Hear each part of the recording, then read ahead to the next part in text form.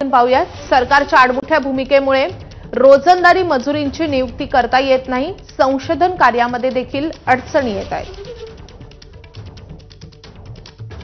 सरकारने विद्यापीठामध्ये आवश्यक पदं मंजूर केलेली नाहीत असाही आरोप विद्यापीठाने केलाय। सरकारकडून अपुरा निधी, कर्मचाऱ्यांचे वेतन आणि अनुषंगिक लाभ देण्यामध्ये देखील अडचणी येत असल्याचं या शपथपत्रामध्ये म्हणण्यात आलंय। निधी निर्मितीसाठी विद्यापीठाच्या जमिनी खासगी व्यावसायिकांना भाड्याने देण्याची वेळ आल्याचंही यामध्ये नमूद करण्यात आलंय। निधी अभावी विद्यापीठाच्या जमिनीभोवती संरक्षक भिंत बांधणंही शक्य होत नाहीये।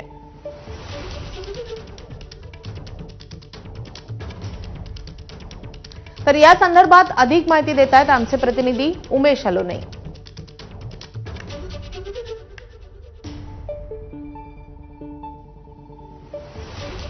निश्चितच अतिशय गंभीर अशी ही बाब म्हणावी लागेल, कारण सरकार आणि सरकारच्या अतिशय महत्त्वाच्या जबाबदार असलेल्या संस्थांमध्ये खरंच समन्वय आहे का, हा प्रश्न या निमित्ताने उपस्थित होतो। अकोल्याचं डॉक्टर पंजाबराव देशमुख कृषी विद्यापीठ जे आहे ते मुख्यमंत्र्यांचं कार्यक्षेत्र असलेल्या विदर्भात येतं आणि याबरोबरच राज्यातला सर्वाधिक शेतकरी आत्महत्यांचा प्रदेश असलेली जी भूमी आहे त्या विदर्भाचं प्रतिनिधित्व हे विद्यापीठ करतं। आणि याची पूर्वपीठिका आपल्याला समजून घ्यायची असेल तर या संदर्भात एक महत्त्वाची गोष्ट अशी आहे की विद्यापीठानं काही आपल्या जमिनी ज्या आहेत त्या खासगी विकासकांनी व्यावसायिकांना भाडेपट्ट्यावर दिल्या होत्या आणि हे करताना विद्यापीठानं सरकारची कोणतीही परवानगी घेतली नसल्याचा जे आरोप जो आहे तो विद्यापीठानं केलेला आहे।